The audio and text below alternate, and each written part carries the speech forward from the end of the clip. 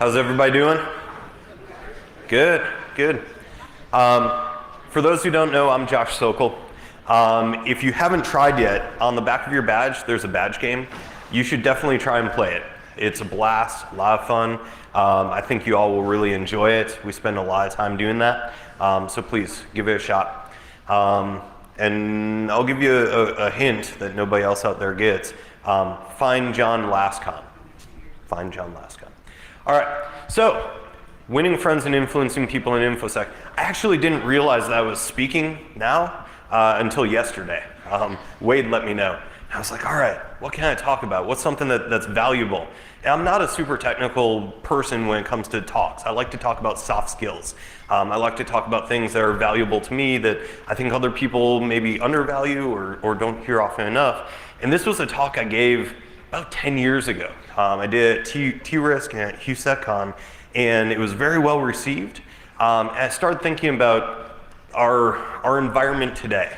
I started thinking about politics and the fact that like everybody is just butting heads.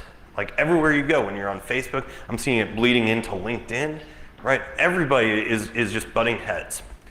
And I think that this talk is a good talk because it talks about how do we quell that? How do we get things done? How do we talk to people? How do we relate to people, even if their viewpoints are different than us, even if they come from a different place? So, as I mentioned, I'm Josh. I run the security team at National Instruments. I've got some certifications. I also am the guy responsible for your LASCON bags. Hopefully you don't throw them away, you bring them home, you use them for your groceries, save the environment, right? So yeah. In the past, I've been told I was difficult to work with 10 years ago, right? I'm better now. I've been called a dick. Some people who probably were dicks themselves, but different story. Had problems selling my ideas to management, to my peers. I had difficulty selling myself when it came to raises and promotions. I like that they're taking pictures of this. They're like, yeah, proof that Josh was a dick. Thanks, guys. Awesome. I'd even been fired from jobs because I really couldn't communicate effectively with my manager. And that's a problem. If you guys can relate to this talk is for you. It wasn't really for a lack of trying. I tried to be the nice guy, right? I put a smile on my face every day. I tried to be friends with people. I had plenty of people around me that I actually considered friends. People we'd go out to after work. I was a hard worker. I was smart. I put in long hours. I accomplished my personal goals, and I accomplished most of my professional goals, right? So it wasn't that I wasn't getting the work done, and it wasn't that I wasn't being nice. It was that I didn't know how to get myself across. So I started thinking about this, and it's like, why don't people like me? Why can't I get things done? And there were two stories, two things that happened that really gave me a wake-up call. The first was a musician named Tish. I used to play in a band. I played in a band for about 6 years, and I'd watched this band at one point in time, and I told her, Tish, I was like, I watched you play. I've watched you play many, many times. She was a singer. And I was like, I could draw a 1 foot by 1 foot box on the floor, and you stand in that box. I was like, the entire show, you will stand in that box. And she's great. She's moving around with her microphone, whatever, but it's in that box. And I said, if you really want people to stand up and take notice, you gotta get out of the box. I mean, literally and metaphorically, right? But you need to do that. And it was probably a year, maybe 2 years later, Tish came to me and she said, Josh, when you told me that, she said, I thought you were a dick. I thought you were arrogant. I thought that you were condescending. I thought you were rude. But she said, I realized something. What I realized is that everybody else was telling me what I wanted to hear, right? They were telling me that you're great, Tish, you're doing a good job, whatever. She said, you're the only one who actually told me something that I needed to hear, right? You're the one who told me something that could have improved. And the realization here was that it wasn't what I was saying, because what I was saying was constructive, or at least it was intended to be constructive. The reality is it wasn't taken that way. And that's all about me and how I was communicating. The other one is my wife recounting what my best friend told her, and I might tell this story later on if we have time. I've got a lot of slides here that I need to whip through, so we'll see about that. But in any case, shortly after that is when I picked up a copy of a book called How to Win Friends and Influence People. It's by a guy named Dale Carnegie. He was a sales guy, but the book literally changed my life. Reading through that book, there are so many things in there that they're things that should have been obvious, but they're not, right? So if you take away anything from this, go read that book. Now, this presentation actually started with our OWASP Austin Security Professionals Happy Hour. I was sitting at a table with Kevin McCoy, who was with Fortify, Dan Hadwiger, who was at Set Solutions at the time, Matt Snyder, who I haven't seen around in a while, but he's over at Dem Group now. And a lot of the content here is based on the book, How to Win Friends and Influence People by Dale Carnegie. And as I mentioned, typically a sales guy book, but it really is a must-read for everybody. So the things that we'll talk about here are things that are covered in that book. How do we handle people? How to make people like you? How to win people to your way of thinking? Might talk about being a leader, and then time permitting, we might have some example scenarios. So, how do we handle people? He says, if you want to gather honey, don't kick over the beehive. And that sounds like, duh, right? He said, I've spent the best years of my life giving people the lighter pleasures, helping them have a good time, and all I get is abuse. The existence of the haunted man. Who am I? America's most notorious public enemy, most sinister gang leader who ever shot up Chicago. It's Al Capone. Can you believe a guy like Al Capone, a guy who's #1 on the most wanted list, said something like that? Right? Giving people the lighter pleasures. The reality is that few criminals regard themselves as bad men. They're just as human as you and I are, and most of them attempt to explain their actions by some form of reasoning. Maybe fallacious, maybe logical, but they want to justify their antisocial acts, even to themselves. So the thought here is, if criminals don't blame themselves for anything, what about people who you and I come in contact with? Criticism is futile because it puts a person on the defensive and usually makes them strive to justify themselves, right? Anytime you start to critique somebody, immediately they're put on that defensive. They're like, wait, why is he telling me bad things? It's dangerous because it wounds a person's pride, it hurts their sense of importance, and it arouses resentment. And even though I criticized Tish, and my best intentions were to make her a better performer, it took 2 years for her to come back to me and go, man, I realized you were trying to do that. It's all about how you say, not what you say. And by criticizing, we don't make changes that last. And we're often incurring that resentment there. And the resentment that criticism engenders can demoralize employees, family members, friends, and oftentimes it may not even correct the situation that you're condemning. So we need to do better. So here's an example that they bring up in the book. There's a safety coordinator for an engineering company, and one of his responsibilities is to make sure that the employees wear their hard hats on the job in the field, right? And when a worker wasn't wearing that hard hat, what do? Well, he'd go up to them and he'd yell at them with a ton of authority, be like, I'm in charge of this place. I make sure that everybody wears their hard hats. It's a regulation and you have to wear your hard hat. What do you think the result was? The guys put their hard hats on while he was there. And then as soon as that guy left, they're like, screw that guy, all right? So let's think about this. What if instead that guy tried a different approach? What if he found some people who weren't wearing their hats and he asked them, what's the problem, guys? Are the hats uncomfortable? Are they make your head itchy? Do they not fit properly? Are they falling off your head, right? And then he said, look, guys, that hard hat is designed to protect you. It's designed to make sure that you go home at night, that your head doesn't get hurt, that you don't have to spend time in the hospital, right? It's there for you, for your help.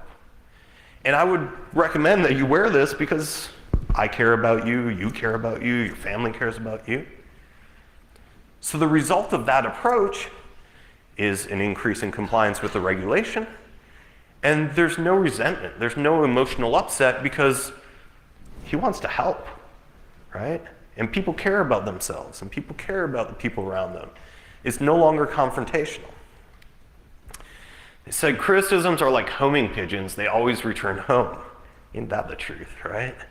The person we're going to correct and condemn is just going to justify themselves, and they're going to be mad at you in return, right? That's where that dick comment came from, right? Do you know somebody who'd like to change and regulate and improve? How about yourself, right? People in glass houses shouldn't throw stones. It'd certainly be more profitable than trying to improve others and a lot less dangerous. A few famous quotes here. Confucius said, "Don't complain about the snow on your neighbor's roof when your own doorstep is unclean." Ben Franklin said, "I'll speak ill of no man and speak all the good I know of everybody." Carlyle said, "A great man shows his greatness by the way he treats little men." So the reality here is any fool can criticize, condemn, and complain. Most fools do. We can't be fools, guys. It takes character and self-control to be understanding and forgiving. So the secret of dealing with people is there's only one way to get anybody to do anything. And the only way that I can get you to do anything is by giving you what you want, right? So what are the things that people want?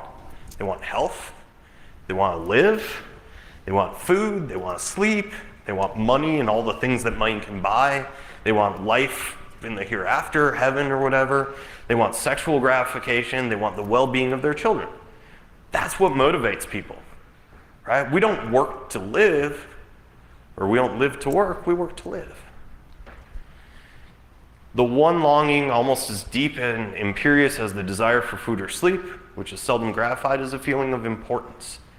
The desire makes you want to wear the latest styles, drive the latest cars, talk about your brilliant children, right? You're important. And Freud said that everything you and I do springs from two motives. He was kind of obsessed with sex, right? And the desire to be great. And Dr. John Dewey said that the deepest urge in human nature is the desire to be important. So we need to cater to that. So here's an exercise for you. Think about the last time you had to call customer service or technical support for assistance with something. And the representative was rude and they didn't end up assisting with your issue. What'd you do? Did you bawl them out? Did you ask to speak with their manager? Now think about the last time you called and the representative did everything you needed. Did it in a short amount of time, took care of you, was courteous, polite. What'd you do? Did you just say thank you and hang up? Have you ever asked to speak to their manager in the positive scenario and comment on what an awesome job that person was doing? How do you think that made the employee feel? The last time I did this, and I said, "Hey, can I speak to your manager?" They're like, "Sir, is something wrong?" And I said, "No, you did a great job, thank you. I'd like to tell your manager that." Okay, let me get him. You get manager faster that way than like, it's awesome. And how do you think that made the manager feel? Because when you tell the manager, "Dude, you did a great job hiring that person," you give them a promotion, keep them around, right? They get that sense of pride. Charles Schwab said, "In my wide association in life, meeting with many and great people in various parts of the world, I have yet to find the person, however great or exalted in a station, who did not do better work and put forth greater effort under a spirit of approval than he would ever do under a spirit of criticism." Right? If we tell people we appreciate them, if we tell them thank you for the things you're doing, they're going to do a better job. So you're probably thinking right now, you've tried this stuff, it doesn't work. I work with really smart people, they're going to see right through it. And this doesn't work if you're just doing it for the sake of flattery, right? You have to mean it. You have to commit to this as a mindset. Flattery doesn't work with discerning people. It comes off as shallow and selfish and insincere. Appreciation, on the other hand, comes from the heart. It's sincere, it's unselfish, and most people really appreciate it. He who can do this has the whole world with him, and he who cannot walks a lonely way. Think about your favorite fruit, your food. Something so delicious that you beg your significant other to make it for you on special occasions. For me, it's Thanksgiving dinner, it's coming up, right? Now imagine you're going fishing. Are you going to bait the hook with your favorite food or theirs? Am I going to put that Thanksgiving turkey on the line and dangle it in the water? Probably not. Fish probably aren't going to bite that. So why not use the same common sense when we're fishing for people, right? Remember that you're only interested in what you want, and the only way to influence other people is to talk about what they want and show them how to get it. So here's an example. There's a lot of peer pressure on kids to smoke cigarettes. And this example may be a little outdated. Now maybe it's vaping, right? But how do you get them to not do that? Your first option is to preach at them. Tell them why you don't want them to smoke, how mad it'll make you. You're going to take away their car, take away their allowance, right? Second option is to show them that smoking could keep them from doing something productive, from doing something that they love. Maybe it's making the basketball team. Maybe it's winning the 100-yard dash. Whatever it is, which one of those approaches is going to be more effective? The one where you're telling them, Dad says don't smoke because it's going to make you an idiot, right? Or, showing them, here's the things that you want to accomplish. Here's the things that you value. These are going to go away if you start that, right? Those are the things that are meaningful to them. So a few more quotes. Henry Ford said, "If there's any one secret of success, it lies in the ability to get the other person's point of view and see things from that single person's angle as well as from your own." 90% of people ignore this truth 90% of the time. It's not manipulation to get someone to do something only for your benefit and for their detriment, right? Every party, both parties, everybody involved should gain from this negotiation. And the takeaway here is that as security professionals, you may not be in sales, but you're always a salesperson. You may be trying to sell somebody on this particular vulnerability and why we have to fix that. You may be able to try and sell them on why we need to buy that tool or why we need to hire that person, but we're selling something here. And we need to do a good job at it, otherwise the things that we need aren't going to happen. So 3 fundamental techniques in handling people. First, don't criticize, condemn, or complain. Second, give honest and sincere appreciation. And third, arouse in the other person an eager want. Putting this all together, so here's a scenario for me. And again, this is from a number of years ago, but I was doing a lot of scanning for vulnerabilities on hundreds of Unix systems. But they were all systems that I didn't own. They belonged to the Unix team. And I was working with this team to remediate the vulnerabilities. And admittedly, I did a really bad job of conveying how this benefited the Unix team in this email, but I did say how it benefits the company. So I've learned a little bit since then. This is the email. It said, "Ronan, I've begun running qual scans using our internal scanning appliance on web addresses in this range. The goal here is to eventually bring down the overall internal threat level in a similar manner to what I've been able to do with the public-facing IP addresses. Obviously, this is a long-term initiative, but I would like to begin by addressing the highest severity issues first, as these have the potential for the biggest impact if exploited. The following is a list of vulnerabilities that I've identified as Set 5 and on devices belonging to your team. I would be happy to assist with remediation of any of these issues. Please let me know who will be my primary resource for remediation of these vulnerabilities. Thank you." Right? So I'm trying to reach out and say, here's what I need. This is how it's going to benefit you guys. This is how it's going to benefit the company. So they did a really great job at remediating a bunch of vulnerabilities up front, but we also found a bunch of frustrating false positives. You guys all know what those are, right? We run the scan, we got 100 results, and like 5 of them are actually true positives, and the others are because they patched the system, but it doesn't show up with the scan. Yeah, those. So it started up a discussion on how to use authenticated scans to get more actionable results. And they were working with me. I needed to encourage them to keep working with me. So what I did is I sent this letter, and this went to their manager and my manager. So I want to let you guys know that I had a discussion with Ronan and David from the Unix team just a couple weeks ago. about some vulnerabilities found in our production environment by Qualys. In the short time span since, they have successfully remediated all confirmed Sev 3, 4, and 5 vulnerabilities, leaving behind only the low-level and likely false positive vulnerabilities. They've committed to working with me on getting SNMP polling, working on these systems to hopefully alleviate some of the false positives. I'm extremely thankful to them for their quick action and assistance in remediating these vulnerabilities. Wanted to make sure you heard from me on what a great job they've done. A huge step in the right direction of making NI's environment more secure. Thank you. Right? So I'm showing my appreciation, and this is very, very sincere appreciation. I truly appreciate the work that they put into this, and I got this back from the manager. I appreciate your positive feedback. We'll continue to address the issue to get this loop closed on this. This will help us to expand the vulnerability scan to encompass all Unix and Linux platforms. Awesome. I'm getting stuff done. This is great. Manager supports it. Cool. Let's try some more of this. You guys certainly deserve the kudos for your quick action, and I want to make sure that every security win is as visible as possible. Hopefully we can use you guys as the positive example that other groups should be following. I'm looking forward to working on the SMP stuff, as I think that the value add there will be large, also in eliminating false positives. Sent Nelson an email follow-up with him on it yesterday, but I guess he's on vacation right now. Hopefully we can knock that one out so that you don't waste your time looking into vulnerabilities that aren't there. Again, I really appreciate your effort on this. I literally couldn't do it without you. Thank you. Right? So, I don't want you to waste your time looking into vulnerabilities that aren't there. That's what he wants, right? That's exactly what he wants here. And showing that sincere appreciation. Awesome. So the result was they continued to work with me. We got those authenticated scan workings, and we had outstanding results. All right, awesome. Win, right? I read a book and all of a sudden I'm getting all these scan results done. Cool, man.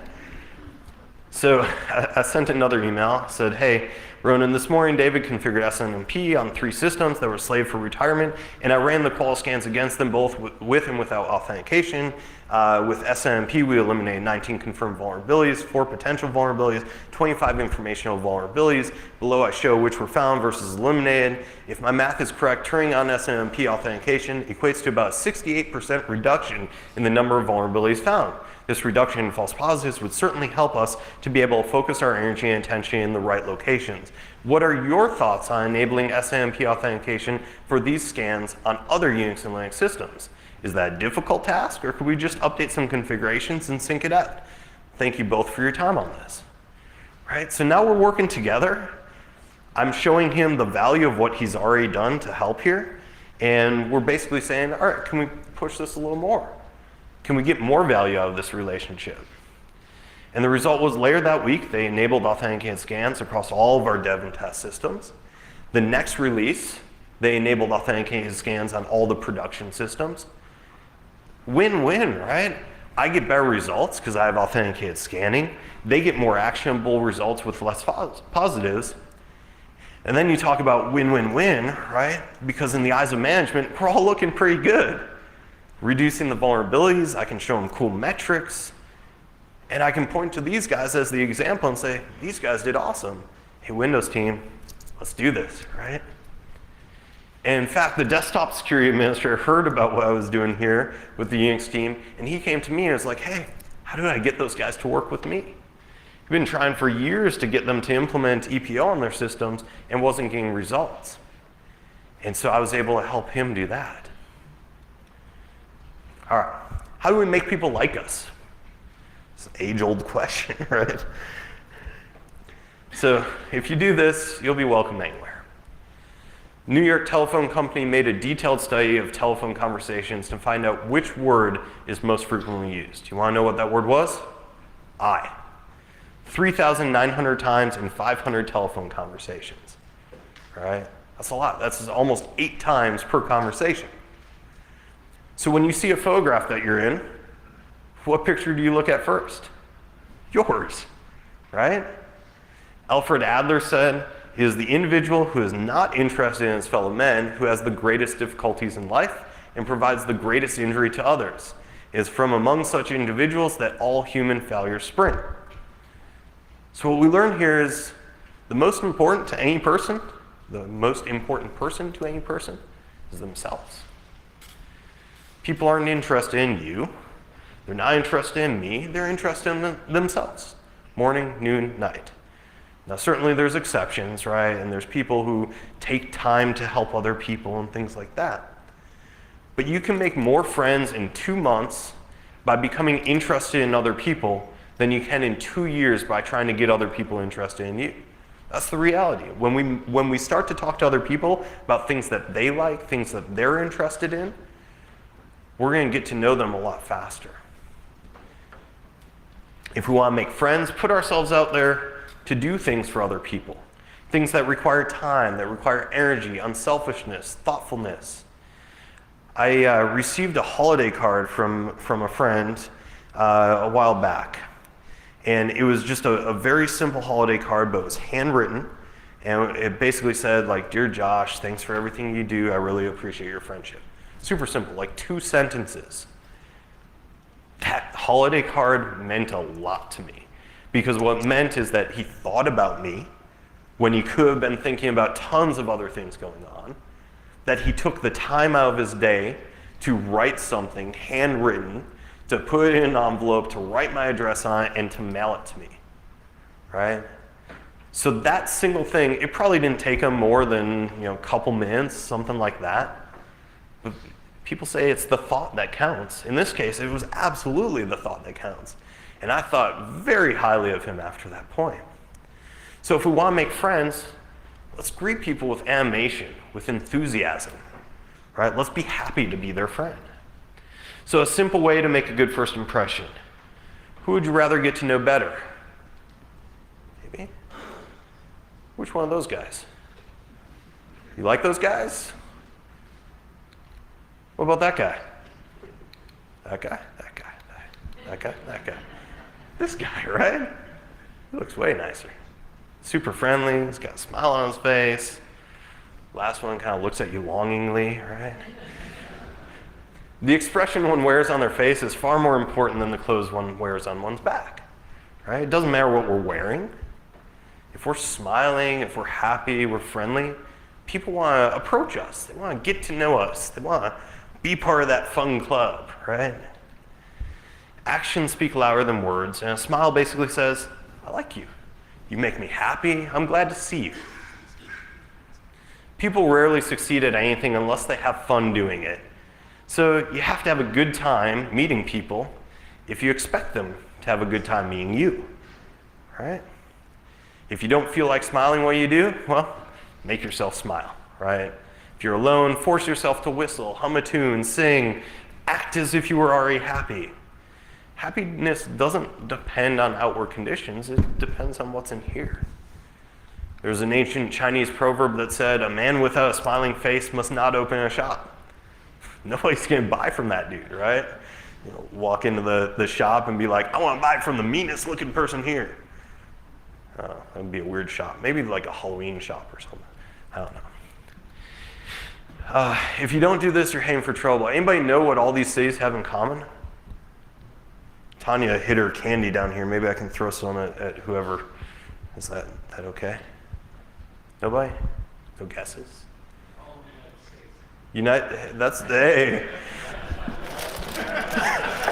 Wasn't the right answer, but it is a correct answer. Good job. I just stole Tanya's candy. Don't tell her. All right. All these cities were named after people.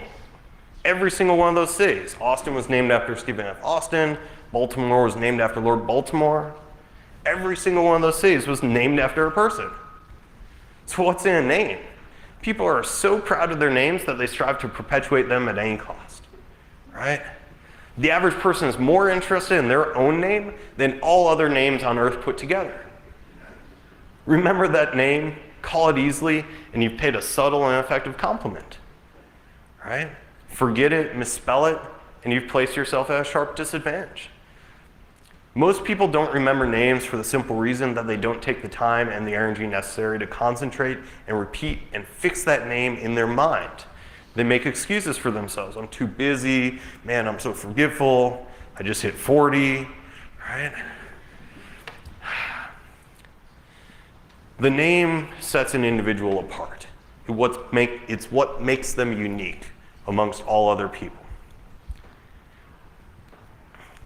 So if you didn't hear the name distinctly, say, oh man, I'm sorry, I didn't get that name clearly. If it's an unusual name, I have a lot of trouble with Indian names, say, how's that spelled? Right? And hopefully they'll spell it out for you and you go, oh, okay, got it.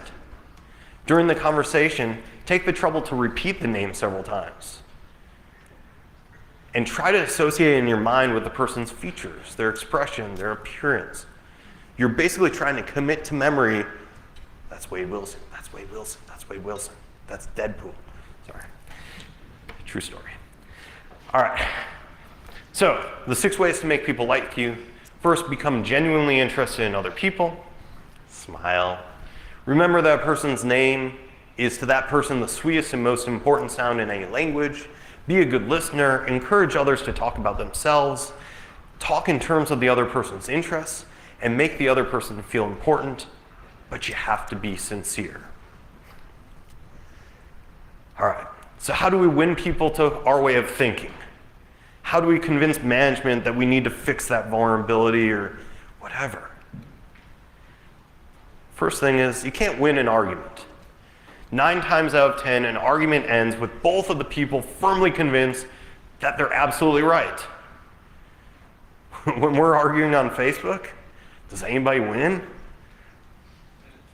Right? Trump this, Obama this, doesn't matter. Both sides go away and they're like, man, screw that guy. Suppose you triumph over the other person and you dump so many facts on them that like, fact machine, right? You shoot their argument full of holes, prove that he's an idiot. You're feeling pretty good, man, I talked that guy. You made him feel inferior, you hurt his pride, and he'll probably resent you. A man convinced against his will is of the same opinion still, right? If that person didn't buy into that, you didn't change their mind. Ben Franklin said, if you argue and rankle and contradict, you might achieve a victory sometimes, but it'll be an empty victory because you'll never get your opponent's goodwill. So would you rather have an academic, theatrical victory? Or would you rather have a person's goodwill? What does the other person you're arguing with want? They want to feel important. So how can they get it? Do they get it by loudly asserting their authority?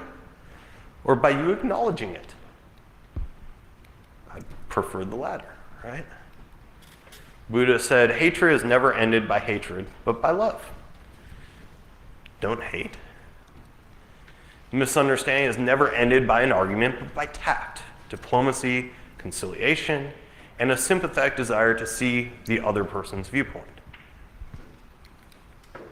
So how do we keep a disagreement from becoming an argument? There's an article titled Bits and Pieces that was published by the Economic Press. And it says, if there's some point that you haven't thought about, be thankful if it's brought to your attention. Perhaps it's your opportunity to be corrected before you make a serious mistake. All right, cool. Maybe I don't know everything. Maybe that thing that person just told me, I didn't realize that. Maybe I can be thankful for it. Hey, I didn't really consider that. Now, our first natural reaction is to be disagreeable, to be defensive. Let's keep calm, control our temper. Give them a chance to talk. Don't interrupt them, let them finish. Don't resist, don't defend, don't debate. Let's listen. Let's hear what they have to say. All right, I've heard you out. So when you've finally heard your opponent out, dwell on the points, the areas that you agree. Let's find some common ground here. If there's areas where I can admit error, hey, I'm sorry, I didn't realize that. All right, we're making headway here. Maybe promise to think over their ideas. Man, that's interesting. I should look into that more, right? They might be right. Who knows? Thank them for their interest.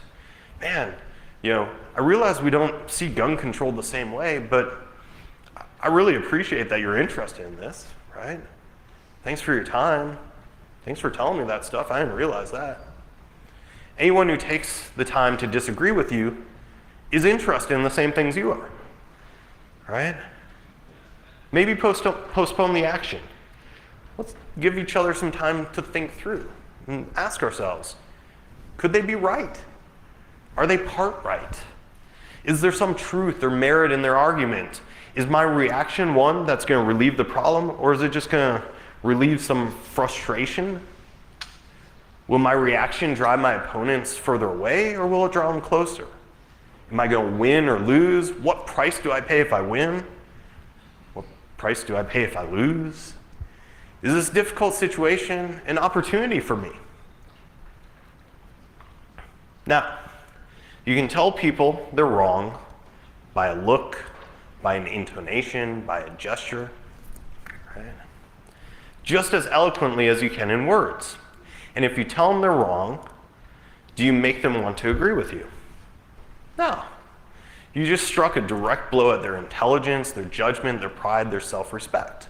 It arouses opposition, and it makes the listener want to battle with you before you even start. Word to the wise, never start off a conversation with a middle finger. So Alexander Pope said, men must be taught as if you taught them not, and things unknown proposed as things forgot. Interesting. Galileo said, you cannot teach a man anything. You can only help him to find it within himself. All right. So what we're saying here is that somebody has to figure this out for themselves. We can't convince them. We can't yell at them. We have to help them draw that conclusion for themselves. Lord Chesterfield said, be wiser than other people if you can, but don't tell them so. Always seek to enrich yourself. Seek to make yourself smarter. That's cool. But never be the braggart. Never be the person who says, man, I'm smarter than everybody else.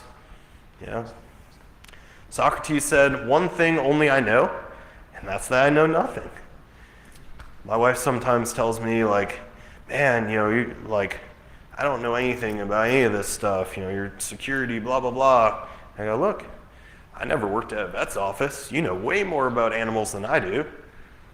We all have areas of expertise. We all have experiences that we can draw on. And the reality is, you don't want to trust me to work on your animal when it's sick. You don't even want to trust me for advice. My wife, on the other hand, people call her, right? They don't call her for the InfoSec stuff, though.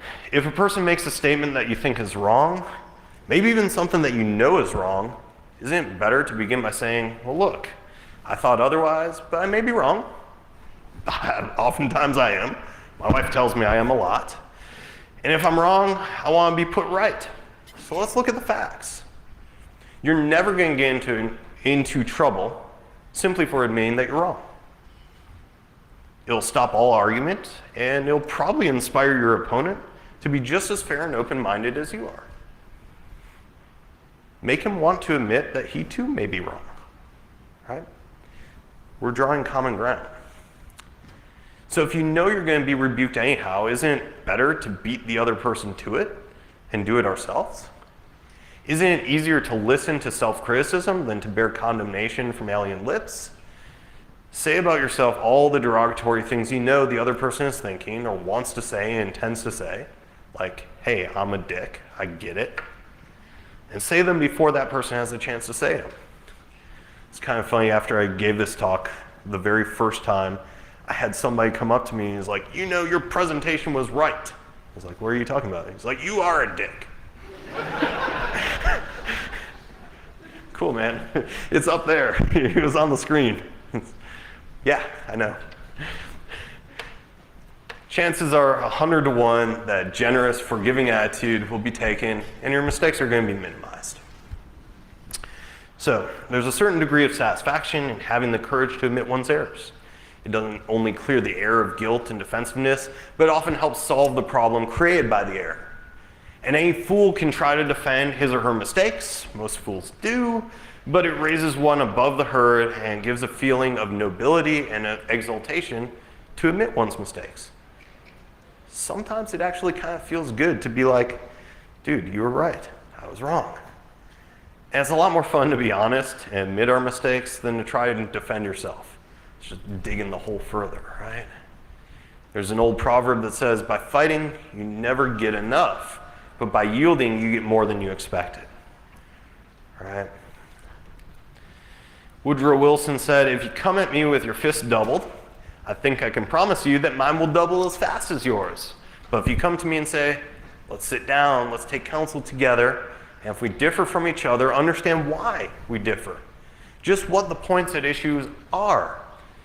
We will presently find that we are not so far apart after all, that the points on which we differ are few, and the points on which we agree are many, and that if we only have the patience and the candor and the desire to get together, we'll get together. It's quite the statesman, right?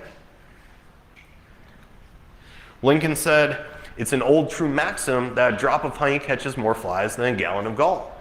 So with men, if you would win a man to your cause, first convince him that you're his friend, sincere friend. Therein is a drop of honey that catches his heart, which, say what you will, is the great high road to his reason. The use of relentless, of gentleness and friendliness is demonstrated day after day by people who have learned that a drop of honey catches more flies than a gallon of gall or a jar of vinegar. Secret of Socrates, in talking with people, don't begin by discussing the things on which you differ. That's how we start the argument. We start by emphasizing and keep emphasizing the things that we agree on. Keep emphasizing, if possible, that we're both striving for the same end, and that your only difference is the method, not the purpose. Get the other person saying yes, yes at the outset. You don't want the other person to be saying no. No response is the most difficult handicap to overcome. When you've said no, your pride of personality demands that you remain consistent with yourself. Well, I said no, I gotta keep saying no, right? Gotta make my point. And you might later feel that the no was ill-advised, but you got your pride to consider. So once having said a thing, you feel like you gotta stick to it, right? How often do you feel this way with kids? You're like, I said no. All right. So it's one of the very greatest importance that a person be started in the affirmative direction. Get them to say yes. The skillful speaker gets at the outset yes responses. And it sets the psychological process of the listeners moving in the affirmative direction. Oh yeah, I said yes to that, I said yes to that. Yeah, cool. It's called the Socratic method. Most people trying to win others to their way of thinking do too much talking themselves. Let the other people talk themselves out. They know more about their business and their problems than you do. Ask questions. Let them tell you more. Don't interrupt them if you disagree with them. They're not going to pay attention to you while they have all these ideas flowing out. Let them get it out. But be sincere about it. Encourage them to express their ideas fully. And even our friends would much rather talk to us about their achievements than listen to us boast about ours. I don't think we have time for the story, but the lesson here is when our friends excel us, they feel important. But when we excel them, they, or at least some of them, feel inferior and envious. So how do we get cooperation? Don't you have a lot more faith in ideas that you discover for yourself than in ideas that are handed to you on a silver platter? And if so, wouldn't it be bad judgment to try and ram your opinions down the throats of other people? Wouldn't it be wiser to make suggestions and let that other person come to their own conclusion? Ralph Waldo Emerson said, in every work of genius, we recognize our own rejected thoughts. They come back to us with a certain alienated majesty. We don't have to take the credit. They can have the credit. I'd rather have the results. Lao Tse said, the reason why rivers and seas receive the homage of 100 mountain streams is that they keep below them. Thus they're able to reign over all the mountain streams. So the sage, wishing to be above men, putteth himself below them. Wishing to be before them, he put himself behind them. Thus, though his place be above men, they don't feel his weight. Though his place be before them, they don't count it an injury. So, people may be totally wrong, but they're not going to think so. Don't condemn them. Any fool can do that. Try to understand them. There's a reason why they think and act the way that they do. Figure out that reason, and you now know why they're acting the way they do. You know why they are who they are. And try to honestly put yourself in their place. Everyone wants, there's a magic phrase that stops arguments. Eliminates ill feelings, creates goodwill, makes the other person listen attentively. And that's, I don't blame you one iota for feeling as if you do. If I were you, I would undoubtedly feel just as you do. If I were you, right? Because that's true. 3/4 of the people you'll ever meet are hungry and thirsting for sympathy. Give it to them and they'll love you. All people you meet have a high regard for themselves and like to be fine and unselfish in their own estimation. J. Piermont Morgan said, a person usually has 2 reasons for doing a thing, one that sounds good and the real one. So the person himself will think that the real reason, so you don't need to emphasize that. And all of us being idealists at heart like to think of motives that sound good. In order to change people, appeal to the nobler motives. Merely stating a truth isn't enough. The truth has to be made vivid, interesting, and dramatic. Showmanship. Movies do it, TV does it, and if you want attention, you're going to have to do it too. Schwab said, the way to get things done is to stimulate competition. I do not mean in a sordid money-gain way, but in a desire to excel. Desire to excel, a challenge. Throwing down the gauntlet. It's an infallible way of appealing to the people of spirit. Every successful person loves the game, the chance for self-expression, the chance to prove his or her worth, to excel, to win, the feeling of importance. So that's how we win people to our way of thinking. Avoid the argument, show respect for the other person's opinion. You don't tell them they're wrong. If you're wrong, admit it. Be empathetic about it. Begin in a friendly way. Give them saying yes. Let them do the talking. Let them feel like the idea is theirs. Try to honestly see things from their point of view. Be sympathetic to the other person's ideas and desires. Appeal to their nobler motives and dramatize your ideas. And lastly, throw down a challenge. So with that, I think I'm out of time. We're not going to do the scenario, but thank you guys.